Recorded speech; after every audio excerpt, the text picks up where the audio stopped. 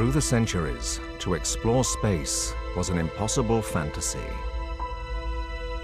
Then two rival scientists became locked in a race to realize that dream. Their struggle would make history.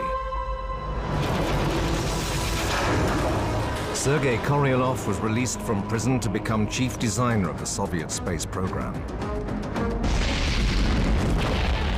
He launched the world's first satellite. It's just been announced that the Russians have put a satellite into space. And Yuri Gagarin, the first man into space. Despite all the success, Korolev's identity was a closely guarded state secret. These pictures coming live from Moscow. In America, his rival, Wernher von Braun, was struggling to catch up. The Soviets may be ready to go as soon as November. We can't waste time trucking this capsule from state to state while the Reds are orbiting the Earth. And you prefer we kill an astronaut? Now, with the launch of America's first astronaut, von Braun is closing the gap. And with the creation of NASA, Oh, baby, go! the moon is in his sights. The eyes of the world now look into space. We choose to go to the moon in this decade and do the other thing. Not because they are easy, but because they are hard.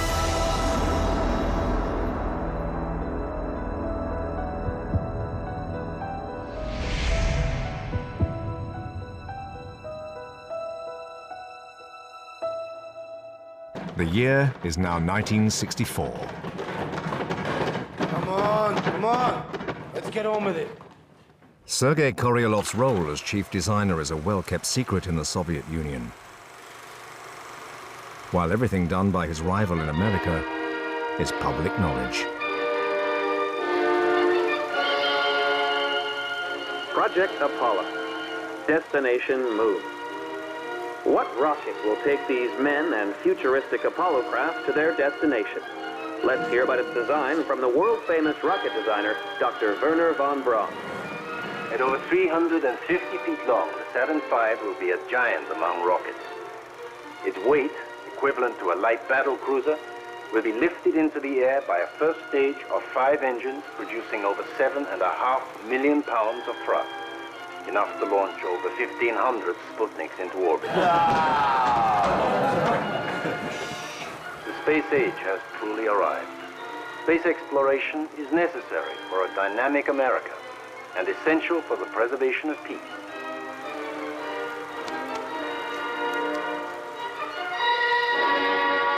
Both men have dreamed of going to the moon for over 30 years. But Korolev can't win backing for his lunar rocket. The money they must have. We can't even get our plans for a lunar mission approved, never mind the funds. That von Braun is such a lucky devil. First the Nazis, then the American government. You may laugh, Vasily, but he will fly his battle cruiser. M1 is unlikely to even lift off the design board. But the Politburo say they want lunar mission.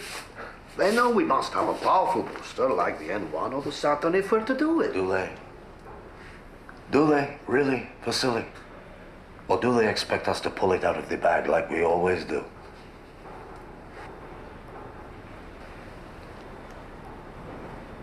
Without a rocket as powerful as the Saturn, we will lose.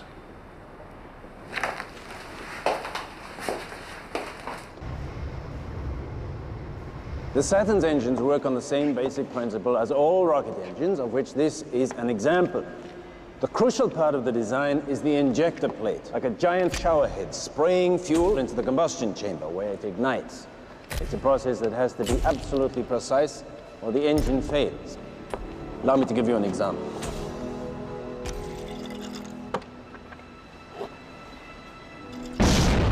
Imagine that at thousands of times the ferocity with fuel delivered at a rate sufficient to fill a family-sized swimming pool every 10 seconds.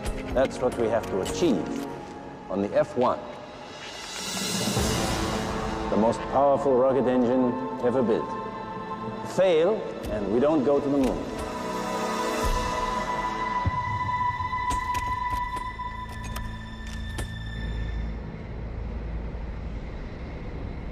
So we're testing engine number 008 with injector plate F367. Senior engineer Paul Kassenholz has been testing the engine for the past 2 years. Yes, sir. That's 008 and plate F367. But there are problems getting the ambitious design to work at all. Everyone clear the stand? Looks like we're about ready. Trying to get to the blockhouse. Stand by for engine test. Turbo pump sequence initiated. Prepare for engine ignition in 10, 9, 8, 7. Inside the engine, the injector plate is the most critical part of the design. 1. It mixes the liquid fuels together through thousands of tiny holes.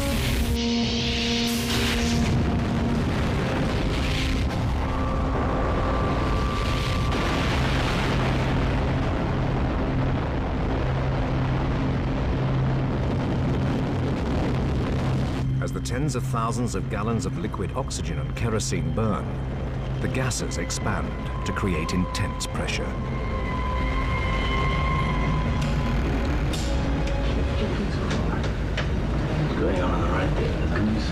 The smallest upset to this smooth mix will lead to a rocket designer's worst nightmare.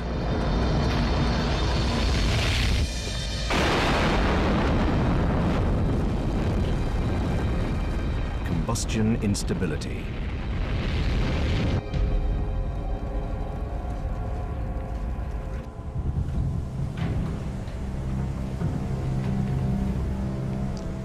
All it takes is the slightest thing.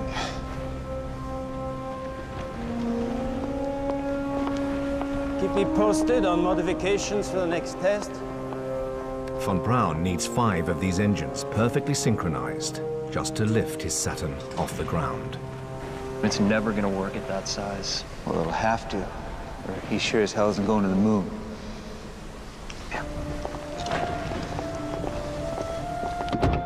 How many times have you tried this? He'll never make peace with you because he's jealous and always has been. I know, but I need him, and he knows it. His engines launch Gagarin, Sputnik.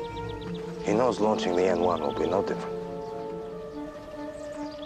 The Politburo still wouldn't fund Koryolov's lunar rocket, the N1. To help persuade them, he and his wife Nina hope to enlist the help of the Soviets' leading rocket engine designer, Valentin Glushko, a man who has long coveted Koryolov's success.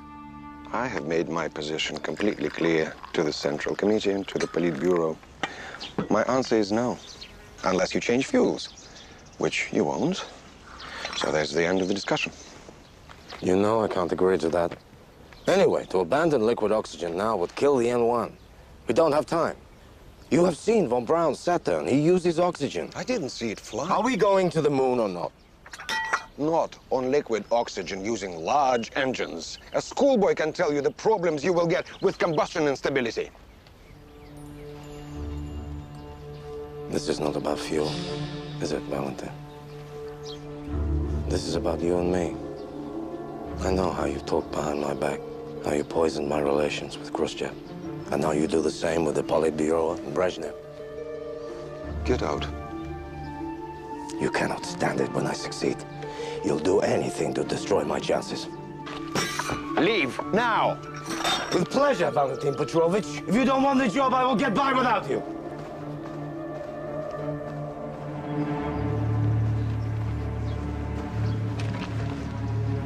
That could have gone better.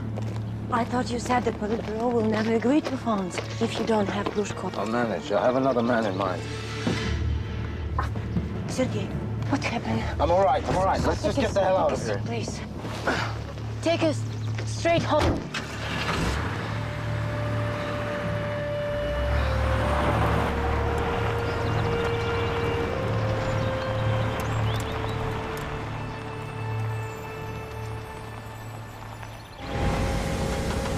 With the entire moonshot resting on the success of his engines, von Braun takes a radical step.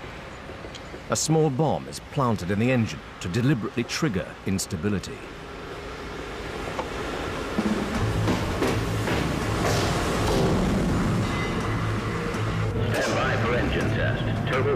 sequence initiated.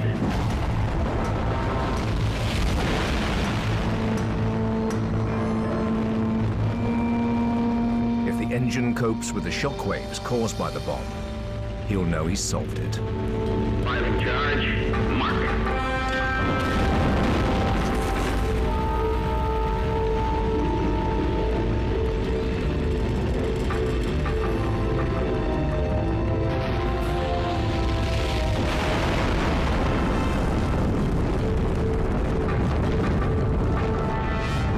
All this failure is turning public opinion against von Braun. How do you answer those who say you're using the tax dollars of the poor to fatten the rich corporations? Look, we don't spend the money on the moon. We spend it here in the United States, creating jobs and new products. Gather round while I sing you of Werner von Braun, a man whose allegiance is ruled by expedience. Call him a Nazi, he won't even frown. Nazi schmazi, says Werner von Braun. Don't say that he's hypocritical. Say rather that he's apolitical. Once the rockets are up, who cares where they come down? That's not my department, says Werner von Braun. Components are redesigned and then test-fired at a cost of tens of millions of dollars until von Braun at last gets word of a breakthrough. Excellent, Paul. Thank you. Thank you. So, what was the problem? Frankly, sir, I still don't know. But it has been resolved. Well, we found a design of injector plate that cures the instability. We just don't know what caused it in the first place. Anyway, we now have an engine that runs, so the F1 can go operational. But it could reoccur. He has to build the engines, with no guarantee the problem is solved. Why the rush? The Russians appear to be doing nothing. Don't be fooled. The Soviets understand the significance of conquering space. They want to beat us to the moon.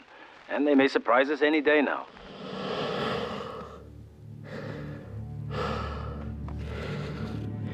This is Diamond One. I'm ready to go out. Just as von Braun fears, Korolev is ready with another historic first. Soviet cosmonaut Alexei Leonov becomes the first man to walk in space.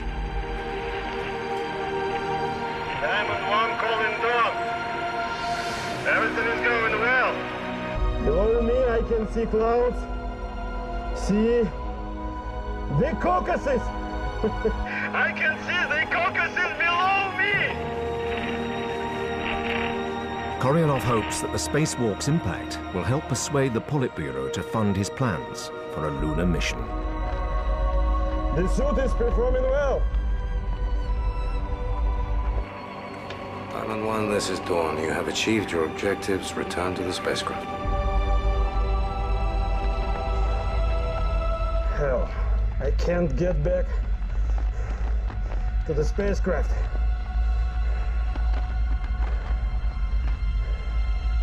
The air pressure in my suit is increasing.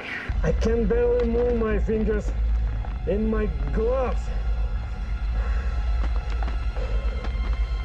I can't pull myself back to the airlock. Leonov's suit is so inflated, he will never fit back through the airlock. Alexei, try using the release valve to manually vent air from the suit.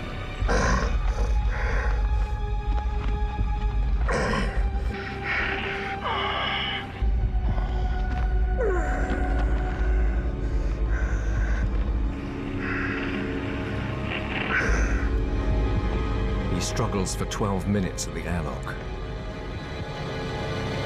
With one last push, he finally manages to climb back into the spacecraft. Today, the Soviet Union announced successful completion of the first walk in space. Pilot cosmonaut Lieutenant Colonel Alexei Archipovich Leonov spent 23 minutes and 41 seconds outside his spacecraft. The Politburo never reveal how close the mission came to disaster. Von Braun can only assume the Soviets are ahead. And worse still, hostilities are escalating in Vietnam. America is torn apart as the protest movement grows. Von Braun is worried about losing public support for the moonshot. But watching from Russia, Korolev is acutely aware of the funds at his rival's disposal.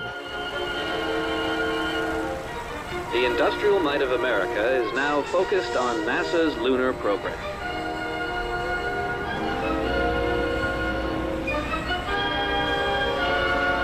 In assembly buildings across the country,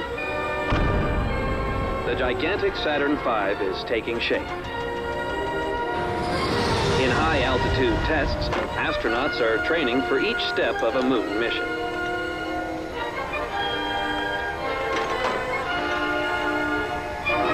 In 1965 alone, NASA has been allocated a further $5 billion to spearhead its conquest of space.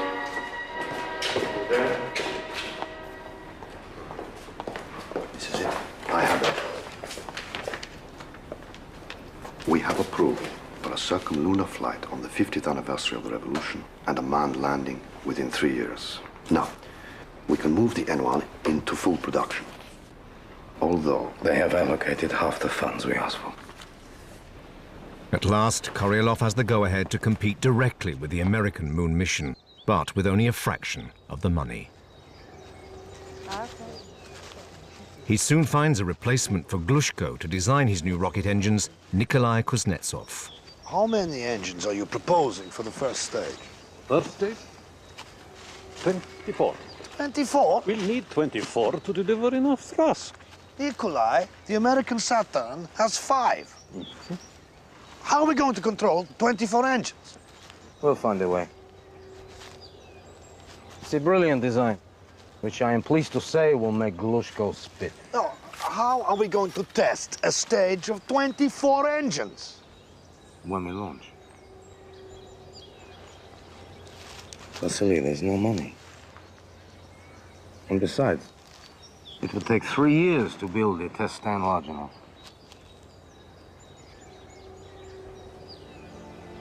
While his lunar rocket is under construction, Korolev invites the cosmonauts to see a mock-up of the capsule that will take them to the moon, the Soyuz.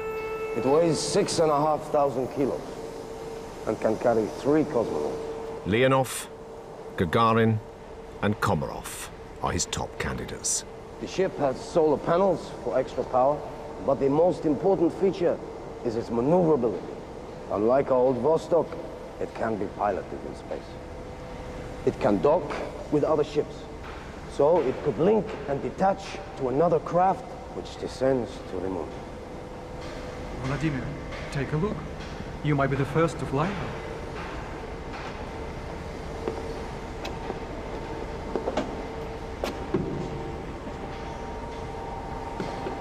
A lot more space than the Vostok.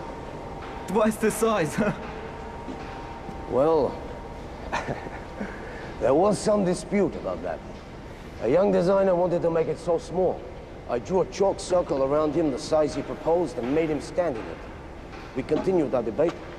He soon agreed to make the capsule bigger.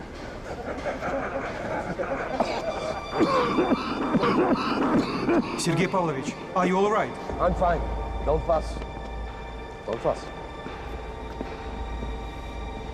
Now, look.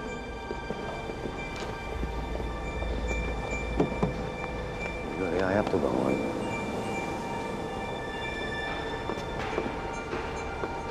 After leaving the cosmonauts, Korolev collapses with severe heart pains. Doctors order him to take rest.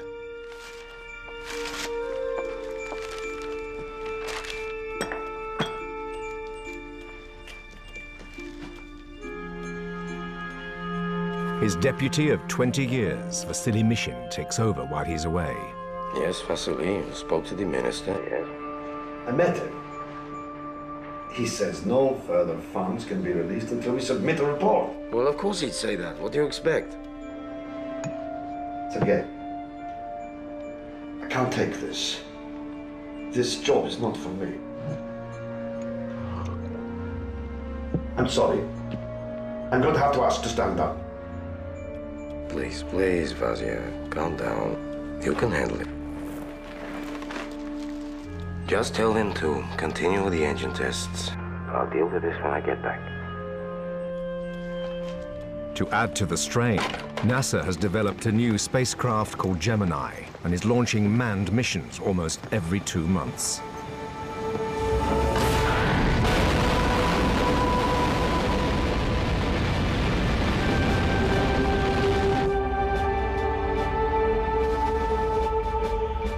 They carry out spacewalks, test maneuvers for space docking, and set a 2-week endurance record in orbit, an obvious prelude to their Apollo moon missions. Here. You ought to take a look at this. Korolev has nothing ready to match this. They are leaving us behind.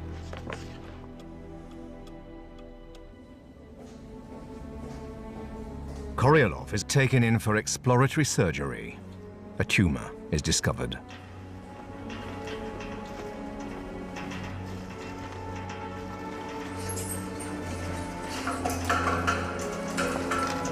Is everything all right?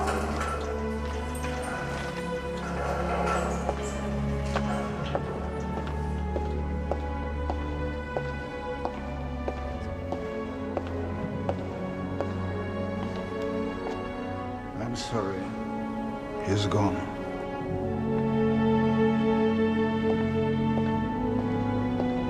While under anesthetic, Korolev's weak heart fails. A result of the physical hardship endured during his imprisonment in the Gulag.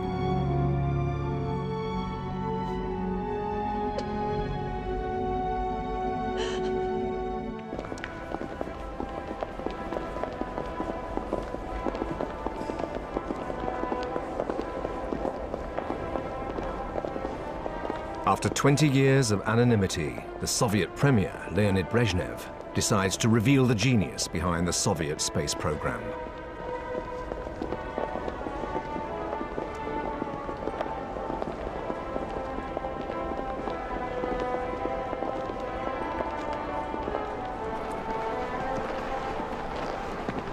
His name revealed to the world, the man who had once been sent to the Gulag now has a full state funeral in Red Square. A hero of the Soviet people at last. Even his ashes are preserved in the Kremlin wall.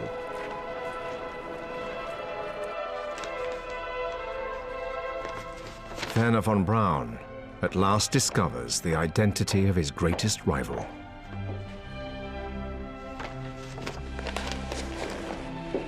I never knew all this was just one man. How will they do without him? At the Cape, von Braun is soaring ahead. Inside the largest building ever constructed, his giant lunar rocket, the Saturn V, is being assembled.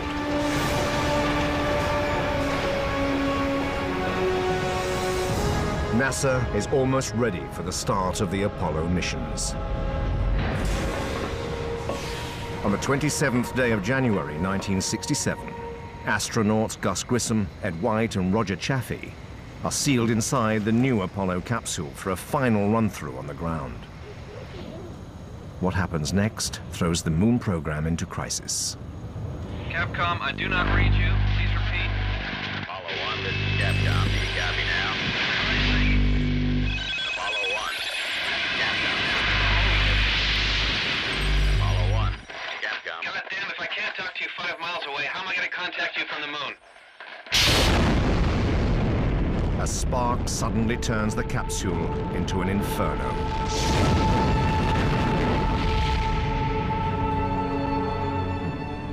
The death of the 3 astronauts stuns America.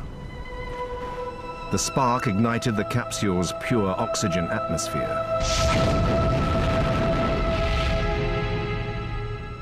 NASA has to go back and painstakingly rework their Apollo capsule from scratch.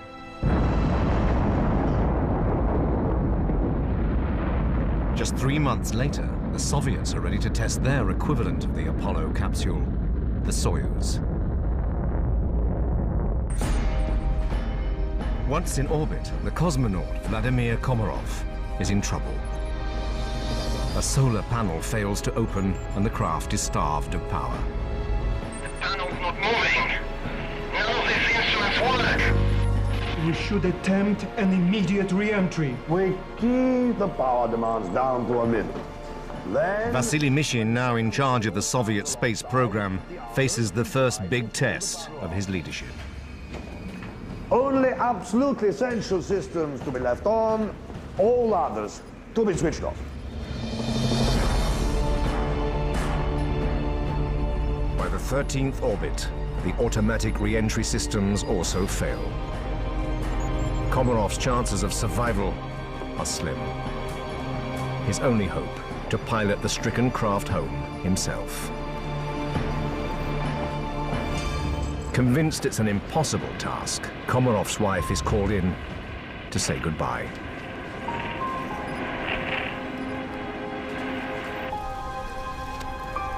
Against all the odds, Komarov brilliantly guided the tumbling Soyuz through the Earth's atmosphere.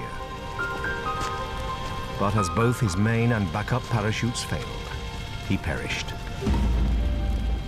Why are we having these failures? I'll tell you why. Poor work, bad practices, a lazy approach. Everybody has an excuse. This doesn't function. I can't get this made. Excuses, excuses that cover up shoddy, useless work. Mishin increasingly relies on alcohol to deal with the pressure. It has been my duty to inform the State Commission. Inform them that this third failure means it is now not possible to celebrate the glorious 50th anniversary of the Bolshevik Revolution with a manned flight.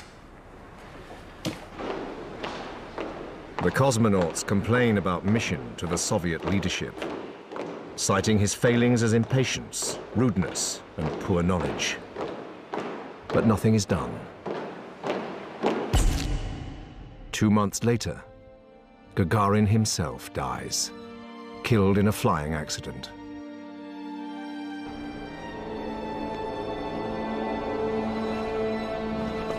Gagarin's death, so soon after Korolev's, is a further blow to the morale of the Soviet space program, which now falters on the brink of collapse.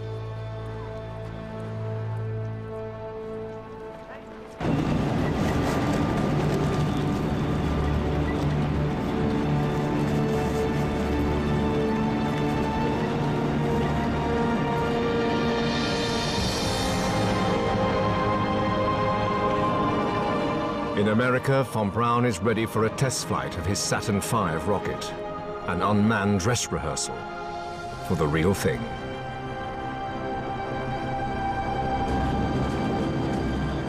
Standing 36 stories high, it weighs more than a battle cruiser.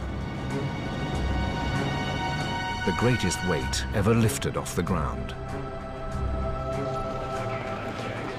It takes 450 staff to control the countdown.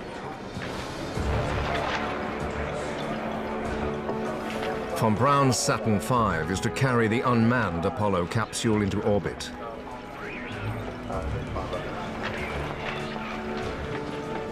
For safety, the press are held behind a 3.5-mile exclusion zone.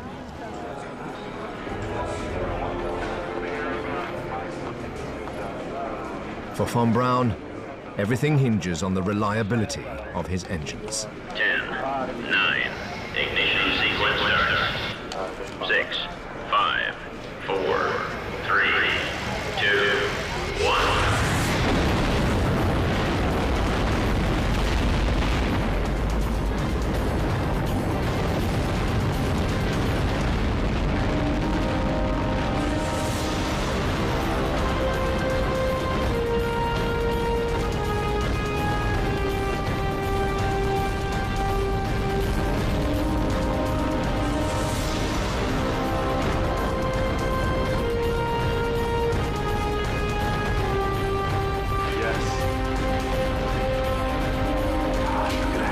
exception of a nuclear bomb blast, the Saturn V is the loudest man-made object ever built.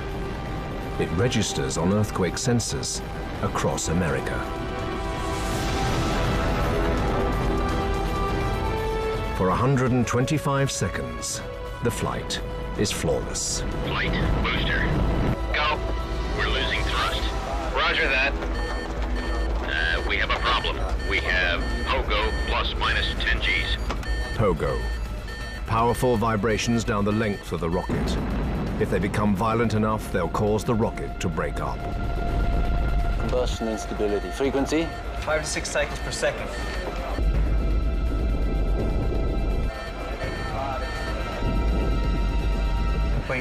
Wait, it's over. Stage 1 separated.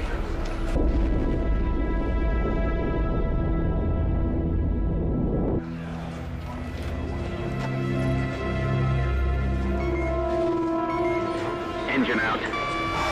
Which? Engine 2.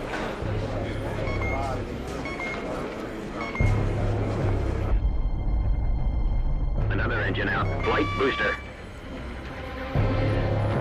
Oh my God. Go. We've got engines 2 and 3 out. Oh, she's falling. Booster, it's your action. You go for abort? Are you go for abort? Wait. We still have good control at this time. Oh. Roger that. Although the Saturn limps into orbit, von Braun cannot risk a manned flight until the engine problems are fixed. The Soviets also have engine problems. Their new designer Nikolai Kuznetsov has been forced to add extra engines to provide more thrust. The first stage now has 30.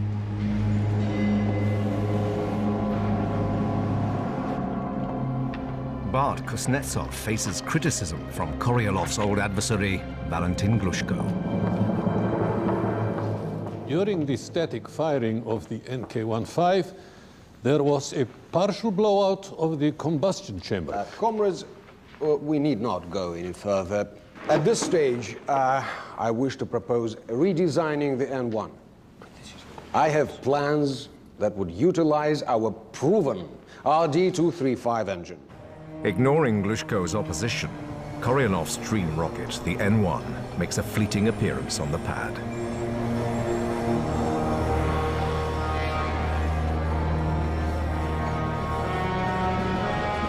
But engineers find cracks in its outer casing. Werner. We've had reports from the CIA that the Russians are getting close to a manned circumlunar flight, maybe by the end of the year. With what? These are classified satellite shots of their launch pad at Tiratan. They show a Saturn-sized rocket. We feel that the next Saturn V Apollo launch, Apollo 8, should take a crew around the moon.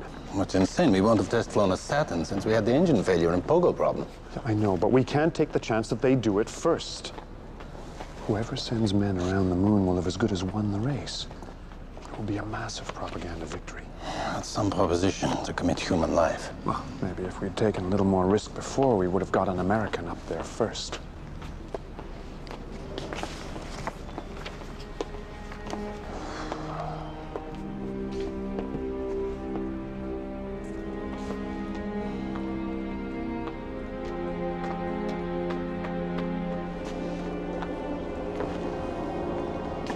Okay. We go.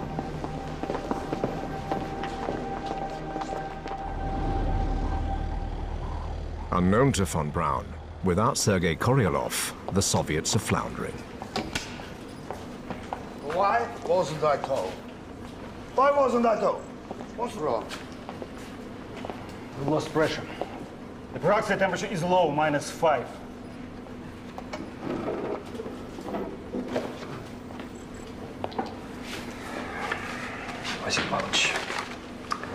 Come on. Let's go. I'm I'm not going anywhere.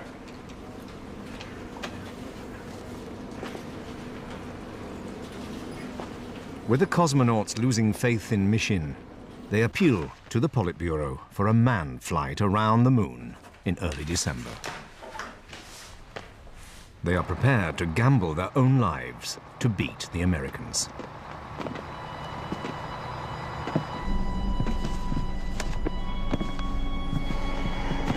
But the cosmonauts' request is denied.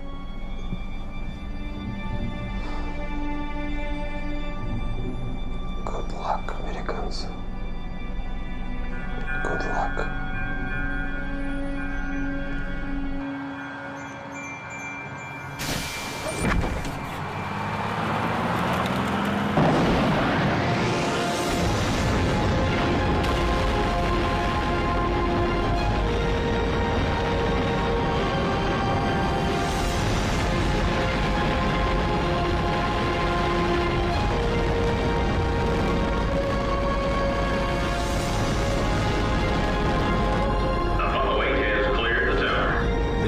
Send 3 astronauts to fly around the moon for the first time. T plus 155 seconds, first stage has separated. The Saturn hasn't flown since the engine and pogo problems.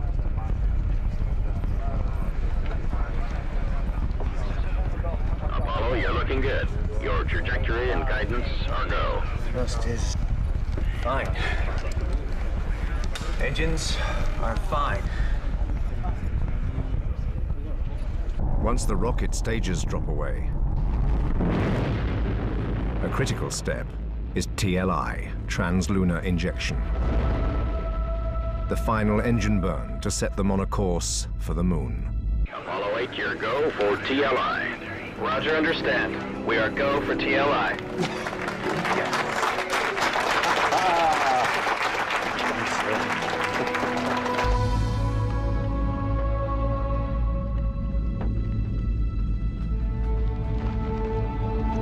Commander Frank Borman, Jim Lovell, and Bill Anders have to fly 234,000 miles out into space and navigate for the first time into the moon's orbit. On Christmas Eve, the crew of Apollo 8 become the first human beings to look down on the lunar surface. As they disappear behind the moon, all radio contact is lost.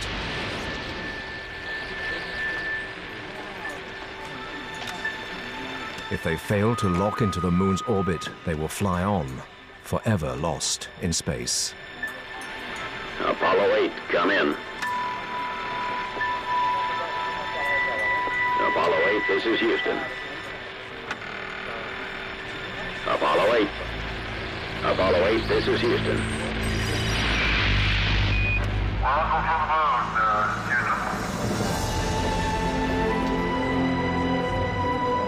Suddenly, as they emerge from the far side of the moon, a sight unseen by human eye. The rising Earth, shining over the moon's bleak surface.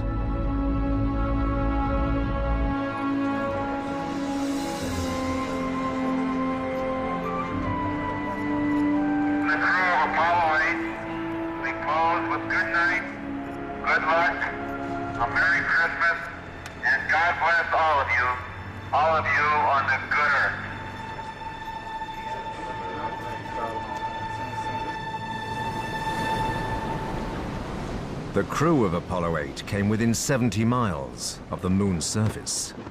The next step is to actually land a man on the moon.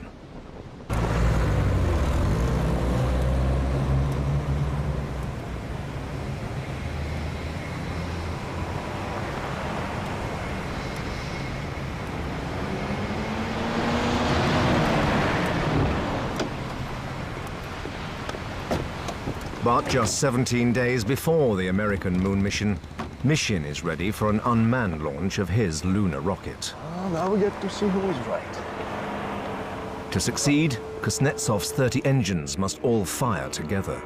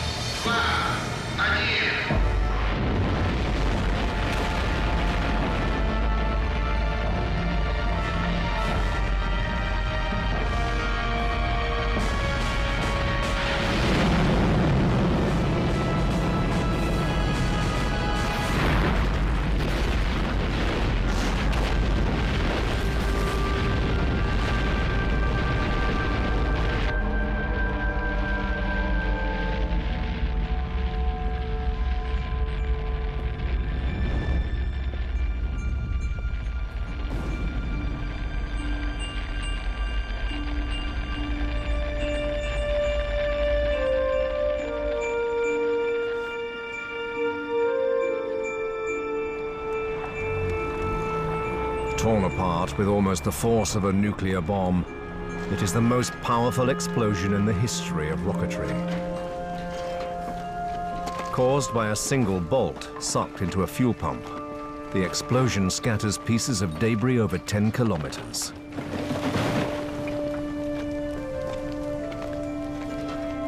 The failure is a state secret for 20 years.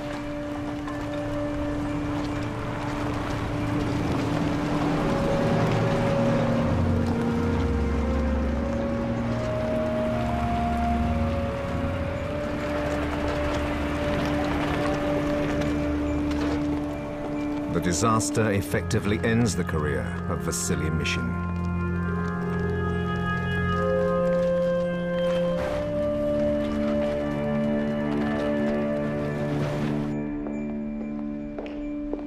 In America, one last detail before the moon landing: choosing the flag.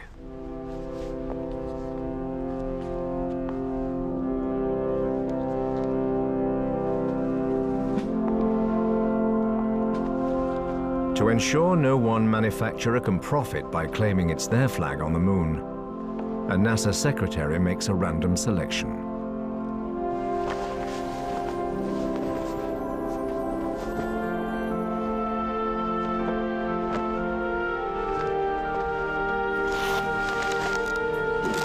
On the 16th of July, Commander Neil Armstrong, Edwin Buzz Aldrin, and Michael Collins, the crew of Apollo 11, make their way out to the pad.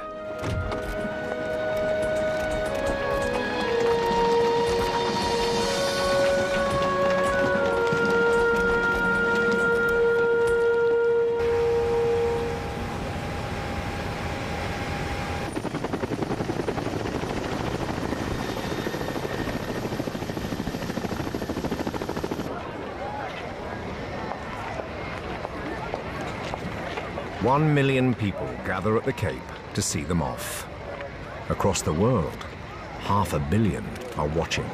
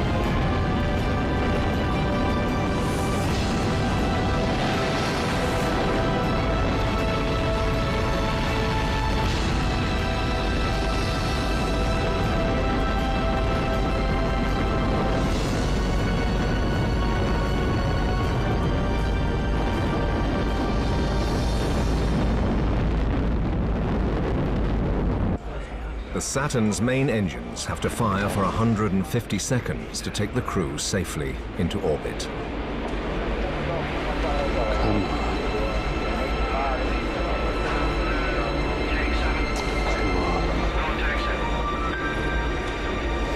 Hold together, hold together.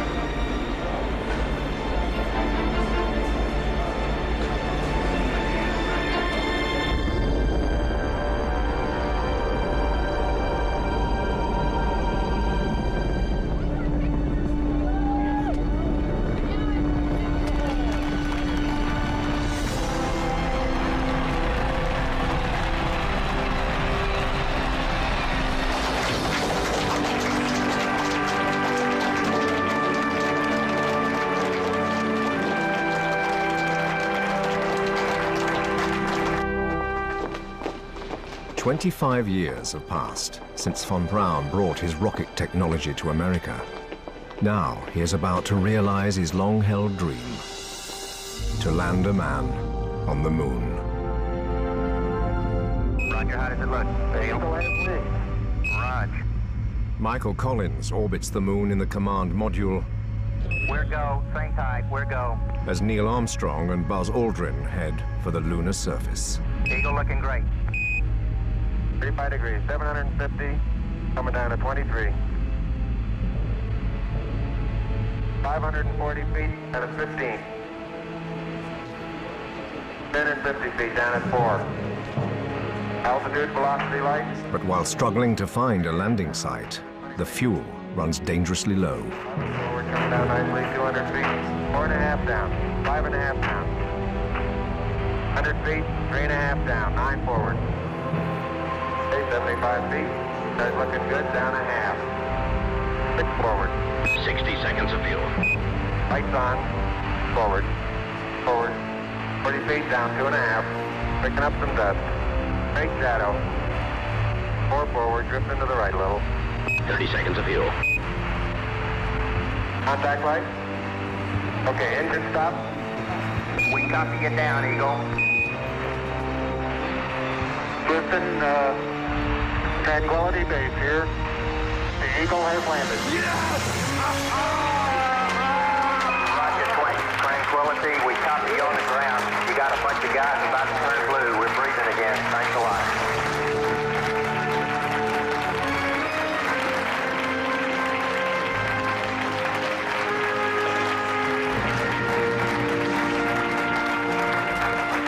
Although the surface appears to be very, very fine-grained as you get close to it. It's almost like a powder. It's very fine. And step off the limb. That's one small step for man. One giant leap for mankind.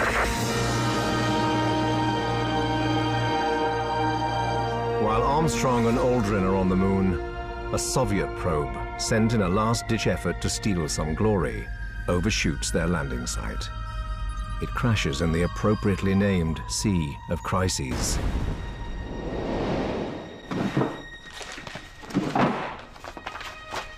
Von Braun will mastermind another 5 successful manned missions to the moon.